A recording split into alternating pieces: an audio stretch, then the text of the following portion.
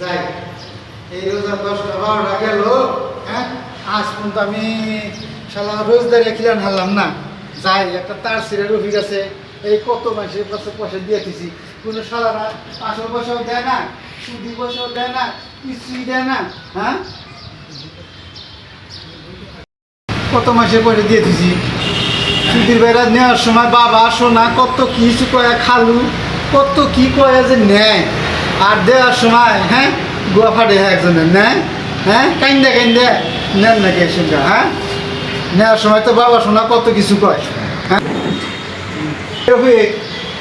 তার সেটা রবি তুই আসা আসি ভাই কও। এই তুই আমার পয়সা গুলো দেশ না গে? হ্যাঁ আরে দিমু তো ভাই, এই যে রোজা আইছে না, হ্যাঁ রোজার জন্য বউ গুলানে কাপড় চোপড় কত কিছু দেয় লাগে।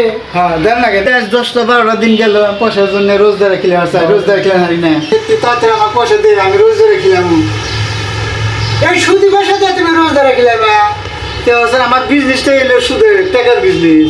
হাই রে রে, মাইসে ভালো পয়সা দিয়া এই ইফতার করার লাগে, ই করার লাগে, আর তুমি এই সুদি পয়সা দিয়ে গেলো। আমি তো পয়সা দিয়ে আম না হন, এই রোজার মধ্যে পয়সা দিয়ে আম না, আমার কত ভেজাল তুমি জানো না? না কিছু হইলে দে আমার, হ্যাঁ আমার কিছু হইলে দে। কিছু রাখবো? হ্যাঁ কিছু দে। তাহলে বলে আর পয়সাগুলো আমি বলে এই ঈদের আগে দেওয়াবো না ভাই, আমি ঈদের তোমার 2 সপ্তাহ পরে টাকা দেবো, তুমি কি কও? ঈদের 2 সপ্তাহ পরে দিবি? হ্যাঁ ও যা দেশে আজকে আমার কিছু দে। হ্যাঁ রোজদার আমি খিলাই নেই, হ্যাঁ তারপরে ঈদের 2 সপ্তাহ পরে দিবা চাইছিস না, পয়সা কিন্তু আমার ব্যাগটি ক্লিয়ার দেন না ভাই। টেনশন নাই ভাই, তুমি জানো না হ্যাঁ হ্যাঁ পেয়ে যাবা। সে ভাই টাকা নেও, তো টাকা আমার পকেটে দে, আমি রোজা থেকে না আর শুধু টাকা আটাই না নি, আমার পকেটে দে তুই।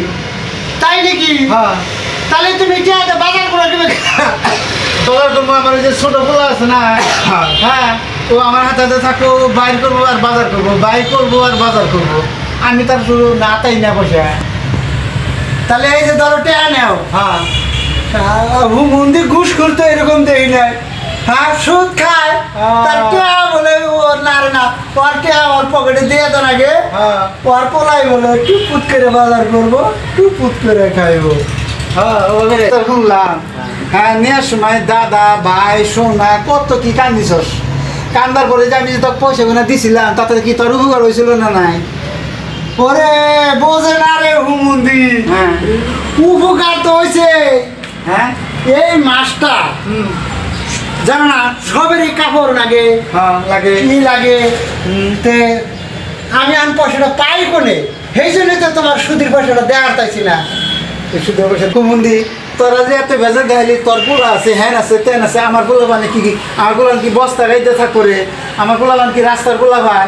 হ্যাঁ খালি নিজের ঠেকাটা আমার ঠেকার দেখা না না, হাই রে বোঝে না, বুঝে না তোমার টাকার অভাব না, টাকায় টাকায় সুদের তোমার টাকা ফুলে গেছে গা, পেটটা ফিলে গেছে। পেট ফুলে গেছে গা, তোমার আদিলি টাকা, ওদিকে টাকা, ওদিকে টাকা, তুমি আমাকে মোসর দাও, তোমার আয়া যাবে না, ফোন করবা, হ্যালো আমার 50,000 টাকা কাপড় দাও, তোমার দিয়ে দেবো, টাকায় টাকা লাগছে নে, বোঝে না হুমুন্দি। হ্যাঁ আন তো ভাই তাহলে দি ভাই ওই লই যা হইলো ওই লই না, কালকে তোর যাব দাওয়াত থাকলো তুই যাস।